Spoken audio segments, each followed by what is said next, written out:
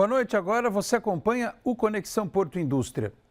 A Maersk abriu no último dia 20 as inscrições para a turma 2026 do programa Formare, desenvolvido em parceria com a Fundação IOSP. A iniciativa oferece formação gratuita para o curso de assistente administrativo e de logística na unidade da empresa em Santos. O programa tem como objetivo gerar oportunidades para jovens em situação de vulnerabilidade socioeconômica, contribuindo para um futuro mais inclusivo e sustentável. A ideia do processo é, primeiro, que essa parceria com a Fundação IOSP veio de acordo com os valores da companhia, né, da gente preparar os jovens para a sua primeira experiência, né, no mercado de trabalho, até antes de ser um aprendiz. Então, é um programa de formação de duração de 9 meses. As aulas começam em fevereiro, as inscrições estão abertas. Ele não tem um processo seletivo, né? Então, a gente não exige experiência ou algum conhecimento prévio. O que a gente busca é aquela vontade do jovem, eu brinco que é aquele brilho nos olhos, né, de fazer parte do programa. E conforme ele vai passando pelo processo, a gente tem um limite de vagas, né, são 12 vagas por ano. Ele vai mostrando interesse, vai participando de dinâmicas onde a gente atrai esse jovem para fazer parte da nova turma, né, do novo ano conosco. A nova turma, composta por 12 jovens de 17 e 18 anos, receberá certificado de qualificação profissional emitido pela Universidade Tecnológica Federal do Paraná. O início das aulas está previsto para 2 de fevereiro de 2026. Luciana explica o que será ensinado no curso. Ele tem toda a parte administrativa, então ele tem matérias administrativas e o super legal é que ele tem matérias de logística também. Esse curso ele é dado por voluntários da empresa, então é formado por profissionais, são cerca de 80 voluntários, né, o ano todo, que se revezam, né, na programação. Então ele vai desde uma visita ao porto, por exemplo, para conhecer todo o processo portuário, né, até uma visita a um warehouse nosso para conhecer toda a parte de supply chain de uma organização e como funciona, ao nosso escritório também, mas também tem aulas ali de matemática, né, de uma redação de um e-mail, tem também a parte curricular, como fazer um currículo, como participar de uma entrevista. Então, a ideia é realmente preparar esse jovem para logo ingressar ali num programa de aprendizagem.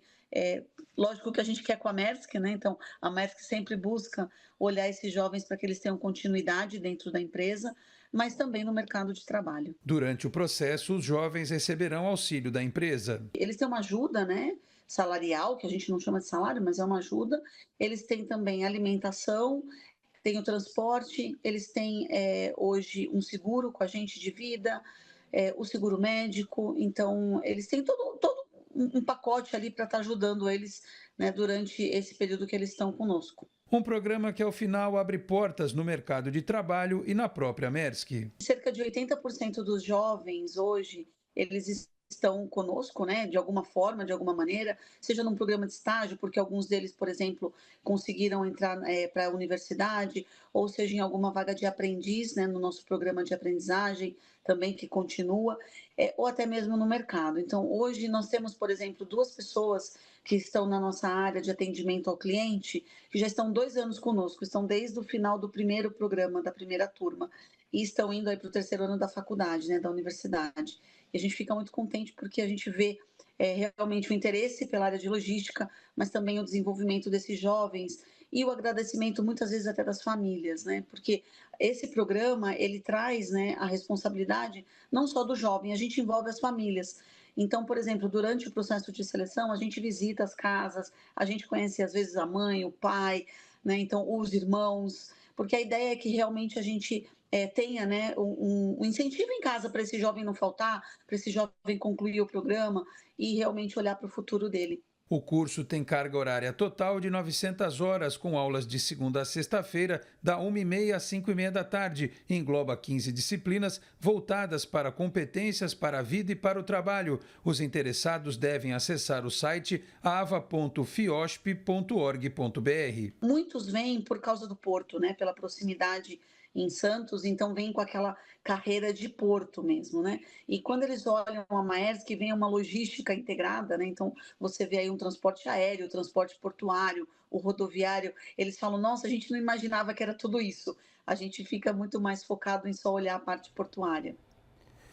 E o ministro de Portos e Aeroportos, Silvio Costa Filho, do Republicanos, disse nesta quinta-feira que vai ao Tribunal de Contas da União na semana que vem para se reunir com o ministro Antônio Anastasia. O objetivo é falar sobre o edital do leilão do Tecon Santos 10, o mega terminal do Porto de Santos.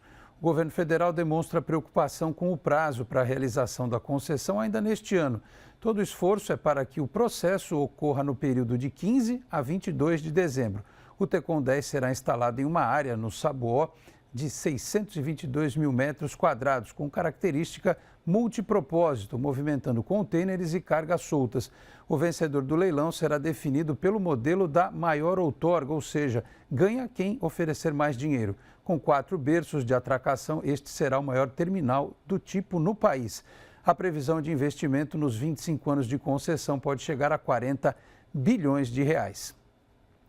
E a Confederação da Agricultura e Pecuária do Brasil apresentou um estudo inédito sobre o panorama das estradas vicinais do país que ligam as áreas rurais às cidades. O levantamento apresenta um raio-x completo e aponta quais seriam os investimentos prioritários para melhorar as condições de tráfego destas vias. Em todo o país, estradas assim são mais que comuns. Elas ligam áreas rurais a rodovias estaduais e federais. É por aqui que passa praticamente tudo o que é produzido no agro. A carga do setor transportada nessas vias é de cerca de 1 bilhão e 400 milhões de toneladas. São produtos como grãos, cana-de-açúcar, frutas. Por isso, as chamadas estradas vicinais são um elo importante em todo o processo de produção. Aquele pequeno tirador de leite que tira 100 litros de leite, 150 litros, que ele mesmo que leva para a cidade, aquele produtor sofre todo dia na ida e na volta para casa.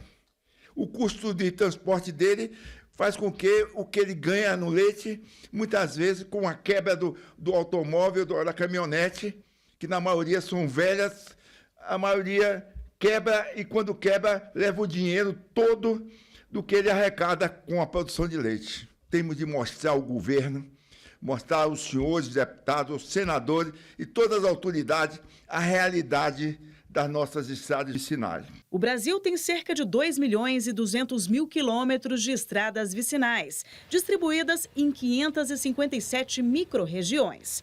Mas, infelizmente, a maior parte delas está fora dos padrões adequados para o uso, com buracos, poeira, erosões, ondulações, atoleiros. Para definir as regiões altamente prioritárias para o investimento em manutenção e recuperação, o estudo apontou fatores como a relevância dessas vias para o escoamento da produção agropecuária e as dimensões social, econômica, ambiental e de infraestrutura. As patologias das estradas vicinais, elas são comuns em qualquer região do país, em qualquer município, nos 5.570 municípios. Não tem isso de, numa região há um problema maior. Não. Por exemplo, eu participei da visita técnica à Imperatriz no Maranhão. Quando estávamos percorrendo a estrada, nos deparamos com uma erosão que paralisou a movimentação e tivemos de voltar 400 quilômetros. Mais adiante, nós encontramos um caminhão com produtos animais, bois, dentro do caminhão que estava parado, sem o motorista, por conta de que ficou numa dessas erosões. Então, esses problemas acontecem em qualquer lugar do país. Além de analisarem dados oficiais, os pesquisadores visitaram 8 micro-regiões dos estados da Bahia, Goiás, Maranhão, Minas Gerais, Mato Grosso do Sul, Pará e Paraná. Foram percorridos 1.200 quilômetros e 150 pessoas ouvidas. Segundo o estudo, seriam necessários quase 5 bilhões de reais em investimentos anuais para adequar parte dessas estradas a um padrão mínimo de qualidade. Como nós temos 2 milhões de quilômetros de estradas vicinais no país todo e menos de 10% é pavimentada, onde a produção em alto volume e fluxo de pessoas tem de fazer investimento. Mas, logicamente, que as regiões de novas fronteiras agrícolas, Maranhão, Tocantins, Piauí, Pará, essas onde o agro nasceu mais agora de 30 anos para cá e a infraestrutura não está acompanhando, claro que essas também merecem um olhar não só para as vicinais, mas para as estradas estaduais e federais também. O levantamento também aponta que as más condições das vias provocam perdas operacionais estimadas em mais de 16 bilhões de reais ao ano. Com as melhorias sugeridas, os custos poderiam ser reduzidos e as emissões de dióxido de carbono também. O Brasil, perde muito com a má conservação das estradas vicinais. Então, os nossos estudos demonstraram que hoje, as condições precárias das estradas vicinais oneram o Brasil aí somente no custo de transporte algo em torno de 6, 7 bilhões de reais por ano, e emitem centenas de milhares de toneladas de CO2 na atmosfera por conta das condições precárias dessas vias, dado que o caminhão, ele tem um tempo de viagem maior, ele consome mais combustível, ele tem uma depreciação maior, ele gasta mais pneu para usar, nessas vias que são precárias, Então, nessa linha, melhorar as condições das estradas vicinais promove uma redução do custo de transporte, promove uma redução das emissões de gases de efeito estufa, promove uma maior conectividade do produtor no campo, com a cidade, promove também aí a redução das perdas que acontecem nessas operações. Então, a gente tem visto que o nível de perda nas estradas vicinais tem sido bastante elevado, Então, certamente, a melhoria dessas estradas tem condições aí de reduzir esses níveis de perda. E o Conexão Porto Indústria de hoje fica por aqui. Nós voltamos amanhã às 7h30 da noite. Muito obrigado a todos pela audiência. Um grande abraço e até lá. Tchau, pessoal.